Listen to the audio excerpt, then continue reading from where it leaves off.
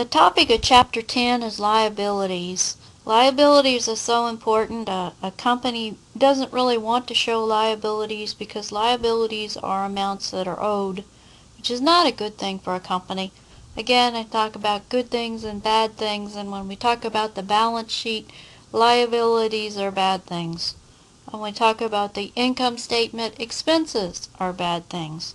So a company will try not to record liabilities, but unfortunately the rules in GAAP are quite clear. There's going to be a series of voiceovers on this. I expect we'll have 3 voiceovers. The first one is covering current liabilities.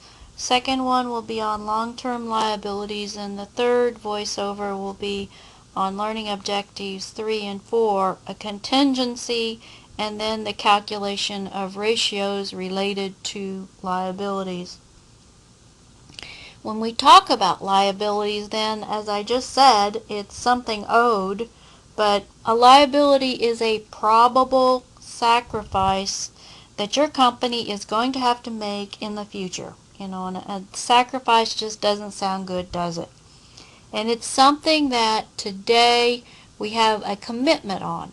So, you can think about a liability as something in the future you're going to have to give up, but that's not enough because it has to be something that you are committed to or required to do as of today. It's not just something that could happen in the future. It is something that results from maybe something you've done in the past or that requires you to pay or give out in the future. So it's a probable sacrifice that you owe now as a result of something that's happened in the past. Something happened in the past that now you do owe this amount that you're going to have to pay in the future. So we've talked about liabilities a little bit in the past, and we said that current ones are ones that are generally due within the next year, and the long-term ones are ones that are not due within the next year. So you should have a little bit of an understanding of learning objective 1 and 2. I don't believe we have talked much about contingencies, and I know we haven't talked about the ratios at all. So this voiceover, we're going to talk about some more common current liabilities and how we account for those. Again, some common issues of where we create liabilities is buying goods and services on credit. We call this accounts payable. And taking out loans, short-term loans would be accounts notes payable.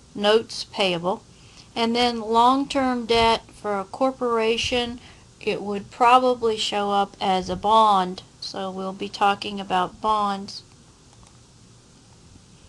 You have to classify these liabilities into current and long-term.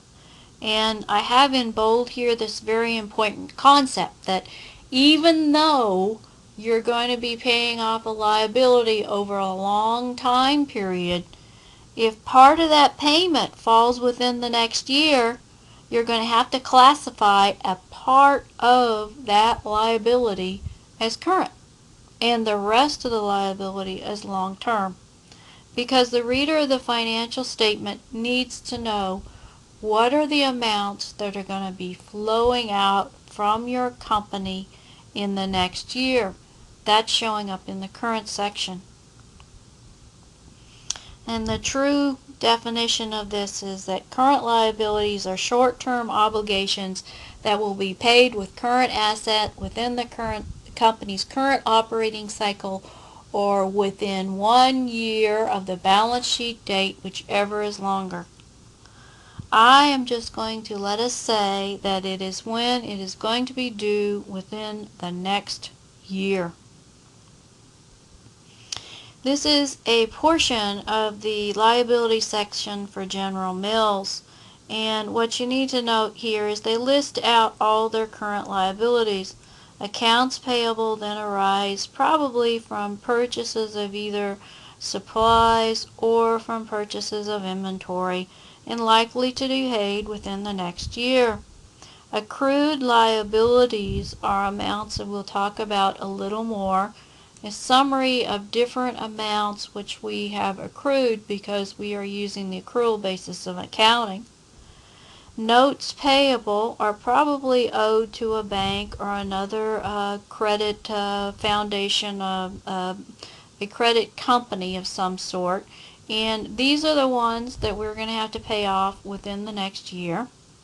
And then we also have long-term debt, and a part of this long-term debt is current.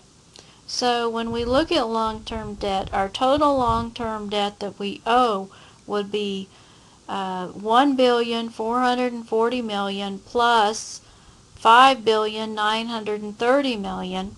And of that total combined long-term debt, the amount which is going to be paid off within the next year is going to be $1,440,000,000. So the reader of the financial statement can look at this and they can say that, okay, within the next year we are going to have an outflow of $5,290,000,000 just from obligations that we have today. Some things that have happened in the past and we are going to have to pay within the next year. We have the commitment today to pay $5,290,000,000 within the next year. Okay, so that's why we have to put part of this long-term debt into the current section and not have it all just in the long-term section. Notice that they also have other liabilities under the long-term debt section of $3 billion. The notes to the financial statements would discuss these things. There are footnotes that go along with the financial statements that would say, well, this is what's in this category, what this category is made up of. Up here you say accrued liabilities. It says see Exhibit 10.2. If you go to 10.2, there'd be a schedule. It would list out all their accrued liabilities. I would imagine that you would see something like salaries payable in here. I'd expect to say income tax expense in here. This is the sort of thing I would expect to see in the accrued liabilities. And since they do have long-term debt, I would even expect to see interest payable in this. So again, the exhibit is going to give the detail of all these accrued liabilities. Down here they have stockholders' equity, and they summarize it. The true balance sheet would give the details here, common stock, paid-in capital. You're going to get more of a description of those and retained earnings. The equity would be given in more detail, and the total. So the total assets of this company, just as a little review, would be $22,660,000,000 because assets equal liabilities plus equity. How do we measure current liability? Well, the initial amount which you put into the account is the amount that you're going to have to pay within the next period of time, which is the year. And that's the initial amount you put it in. Sometimes, though, it will go up or it will go down. And it may go up or down based on conditions which are changing. And therefore we go in and we estimate a new liability or we change it. It's perfectly fine for us to do this. This is not an error. This is not a problem because we have liabilities that are estimated payments into the future. And sometimes these estimates are wrong and we have to adjust. We just go in and adjust at that point in time. These liabilities will also go down or be removed when we make payments or when we get rid of it. Now, there are liabilities that are a little unusual that are in this section, and one of these liabilities is called unearned revenue. And unearned revenue happens when we don't perform the service yet, so we haven't earned revenue, but our customers are paying us cash, so they pay us in advance of us actually doing the work. When they do this, we don't owe them a payment, as in a cash payment down here. What we owe them is a service. And when we perform the service, then our liability is reduced. So this is the unearned revenue, and we get rid of that account by crediting revenue, or another way of saying is that instead of making a payment to these parties that we had the liability, we do the service, we perform the service, and then we no longer owe them. So the unearned revenue goes away. Accounts payable, very common. We have a credit in accounts payable when we receive goods. It could be supplies, it could be the inventory that we're going to be selling if we're merchandising. And the accounts payable go away when we pay off those amounts. This is very much a current liability. I don't believe I've ever seen it as a long-term liability, because these sort of things, you just would not find a supplier willing to supply you or give you credit for a long period of time in accounts payable, because you're not paying any interest on accounts payable, so we expect it to go away within the year. Accrued liabilities, then again, are things that are incurred but not yet paid. One example of this is payroll. And with payroll, it's really quite interesting because we have two liabilities coming about from payroll. The first liability comes about because we take money out of our employees' paychecks. And some of this money we take out of their paycheck is required by law. So we will have federal income taxes, for example, and the employee will fill out a form and tell us how much of their income taxes they want us to withhold. And this is our dealings with the government, and we will send this in to the government. So once the employee tells us how much to take out, and we take it out of their paycheck and we don't pay the employee that amount, we keep it, then we owe the government. The other one is FICA. FICA, F-I-C-A. Now, FICA is Social Security, and an employee will pay into Social Security, and the way they pay into Social Security is by us keeping a part of their paycheck. Once we keep this money, it is money that we owe to the government for their Social Security payments. So it becomes a liability. When we take it out of the individual's paychecks, it becomes a liability to us. And we also owe the employee a net pay, and the net pay is another type of current liability. We may not be paying them right away. Payroll taxes are liabilities that we owe as employers. As employers, we owe payroll taxes. Payroll taxes are interesting because the payroll taxes are amounts that the government is taxing us for having employees. We're going to have to pay money for Social Security. We pay a portion of the Social Security for our employees, and we're also going to have to pay some unemployment. So we have a lot of accrued liabilities related to payroll. So let's talk about the first liability which we have for payroll, which relates to the payroll deductions. These are the deductions that come out of the paycheck. The paycheck has federal income taxes here that are withheld. It has the Social Security amounts, and it may have some other deductions which the employee says, put this money aside, and then I want you to pay this money to other parties. The moment it comes out of the paycheck, and this is the gross pay for the employee, once this amount comes out of the paycheck, it becomes a liability to the company. Adam Palmer here worked 15 hours at $40 per hour, and his gross pay is $600. He doesn't get $600, and I know some of you are very familiar with this. You start your first job and you believe that you'll be paid, and you calculate how many hours you work, and you think you'll be receiving a check for $600, and you don't get the $600, and you want to know what happened. And so Adam has these amounts taken out of the paycheck. But the company doesn't get to keep these amounts. The company is going to have to pay them out to other parties. So at this point, a liability is created. The liability that's created is the federal income tax, Social Security, some other contributions, and the total amount of liabilities which come out of this from the deductions is $116.80.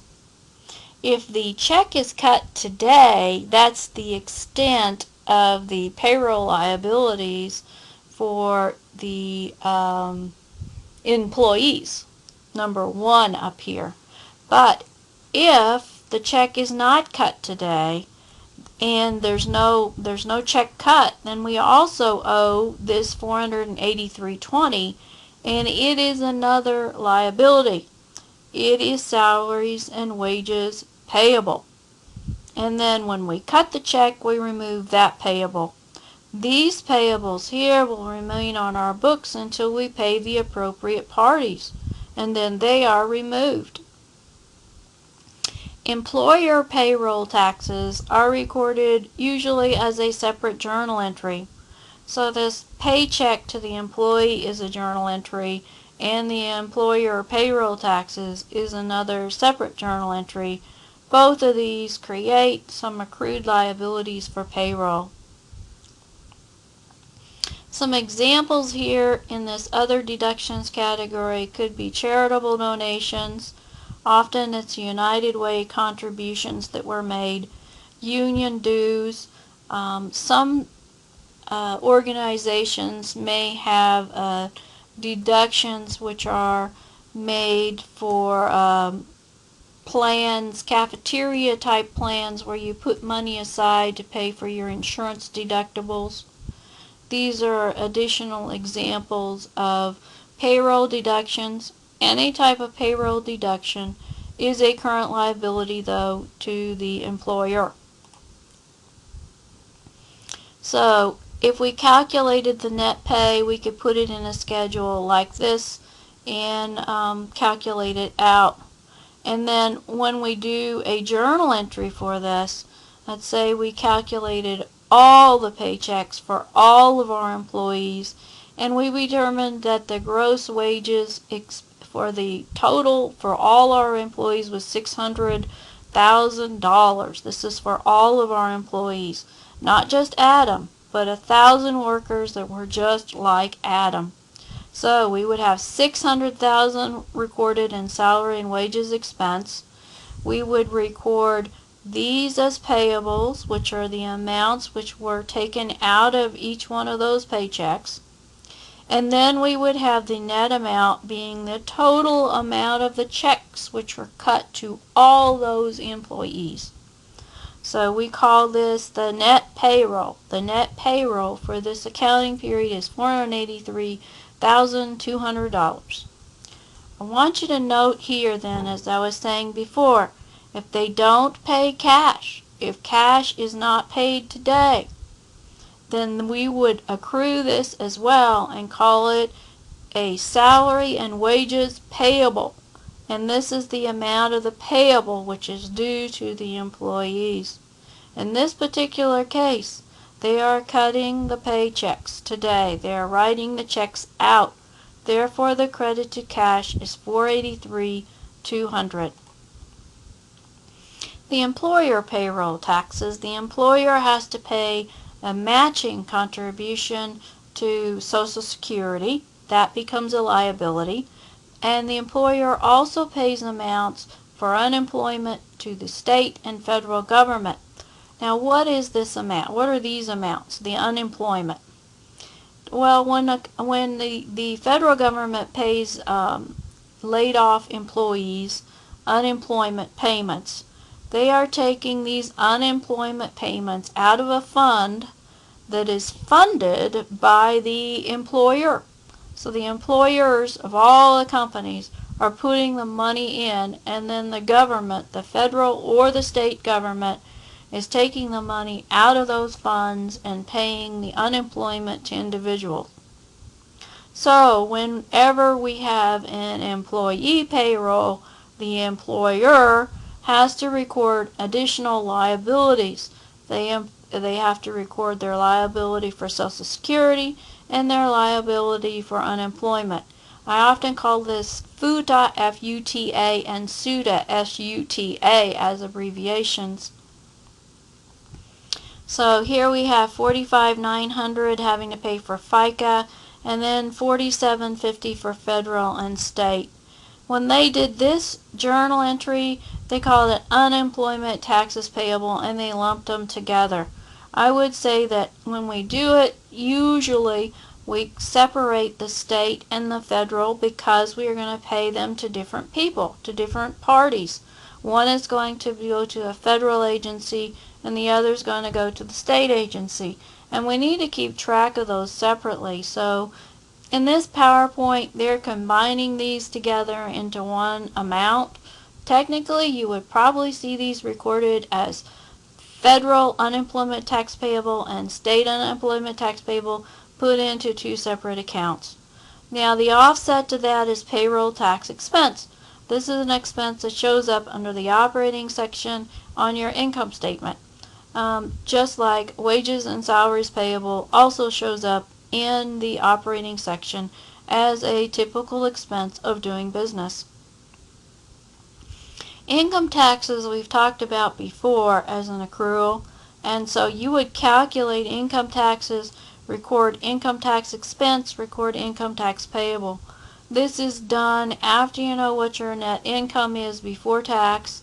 Then you calculate it, and then you can go back and you can complete your income statement. And I believe we refer to these as adjusting journal entries. But this is a current liability because the government is not going to let you wait more than a year to pay your income taxes. It's going to be due within the next year. Now, notes payable is another example, and we're going to talk about this now, even though we recognize that a note could be long-term or it could be short-term. We're going to talk about it when we talk about our current liabilities because the interest is going to be current. You need to accrue interest. So you're going to have several things going on here. You're going to establish the note, so you're going to have a cash debit, a note payable credit, and that note payable is either going to be current or it's going to be long term depending on when it's going to be paid off. And then you're going to have to accrue interest, and I said up here in bold and red because it's just like note receivable where you have interest revenue. Instead of interest revenue, though, on this one, you're going to have to pay off the note. You're going to have to pay interest. So when we do our calculations for accrued interest, you're not going to have accrued interest revenue. You're going to have accrued interest payable, and it's going to be interest expense. Otherwise, it's the same calculation. Then when you go off here after the time period and you have to pay your interest, when you pay off your interest, you're going to remove your payable and you're going to record additional interest expense.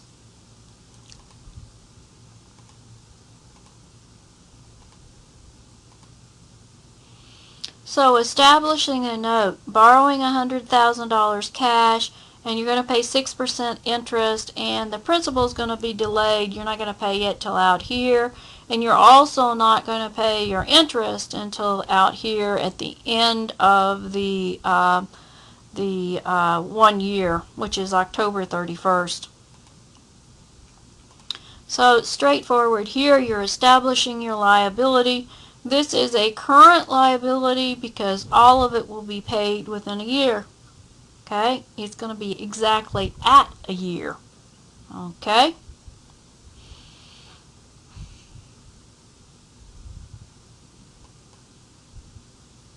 The interest, you're going to calculate as we did before. The interest rate is per annum. So the accrual as of the end of the year is only going to be 2 months or 2/12 or 1/6. 1/6 of 6% is 1%, so 1% of 100,000 is 1,000. Calculation is 1,000. What is the total interest that they're going to pay for the year? 100,000 times 6% or 6,000. The accrual journal entry needs to be interest expense, interest payable for 1,000. This is accrued liability. Interest payable is an accrued liability. Interest expense will show up in the operating section of this income statement. The interest payable is going to show up in the current liability section of the balance sheet. Now, as time passes, they are going to pay, as we said, 6,000, and they're going to have to record a total interest expense on the total for the total time period, which covers a year, is going to be 6,000. They've already recorded 1,000 though in the previous fiscal year, so now we need to record the additional 5,000 in interest expense. We also are paying off that 1,000 that we previously recorded in the other time period, which was December 31st, 2015. So very similar to what we had before when we accrued interest revenue. This is the opposite side. In this case, we are paying interest expense and recording interest expense. So I'm not going to spend a lot of time on the calculations up here because we've already calculated all of this before. It's just that instead of removing an interest receivable, we're removing an interest payable. Instead of recording interest revenue, we're recording interest expense. Instead of receiving cash, we are paying cash. And then on October 31st, we're going to pay off the note. Now, I have to tell you again that this is being separated into two journal entries, but typically what's going to happen is we are going to pay our interest with the note. There'll be one check, and so they will be combined into one journal entry. If you want to compare then the note receivable to the note payable, you can see the journal entries, whereas this was interest revenue, this is interest expense, and then as this is a interest receivable, this is interest payable. And so, it helps you, I think, to go back and remember interest expenses are debits, right? And revenues are credits. Receivables are established by debit. Payables are established by credits. And so going back to the basic understanding of the T account, increases, decreases, normal balances, will help you get these journal entries under control. Now, sales tax. You all go into Walmart and you make a purchase. And when you make a purchase, most of us have to pay sales tax on our purchases. Whenever we make a purchase is when the sales tax becomes a liability to Walmart. Just as we had unemployment taxes going to federal and state governments, some municipalities will charge a sales tax, and there are some counties that charge sales taxes. And if this is the case, then the company needs to keep track of the sales taxes that are owed to the different parties, because in the future they're going to have to pay them to different parties. It's not all going to go necessarily to the state. It may go to the state, it may go to the city, and there may be special sales taxes assessed also to this company that they'll have to pay because of where they are located.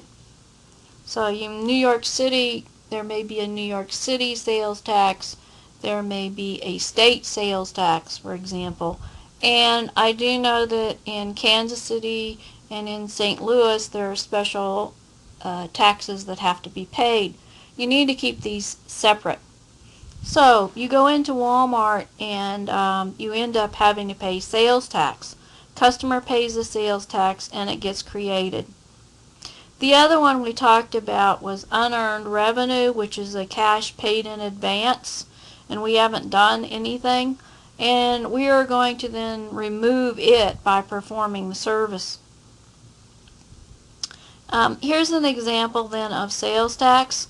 5% on a $1,000 purchase would be $50 in sales tax that's collected. So when we record this transaction, we record cash and we record sales revenue of 1,000. The sales revenue is the selling price of the television that was sold. And previously we skipped over this sales tax and we recorded the transaction as a debit to cash and a credit to sales revenue, and we completely ignored sales tax.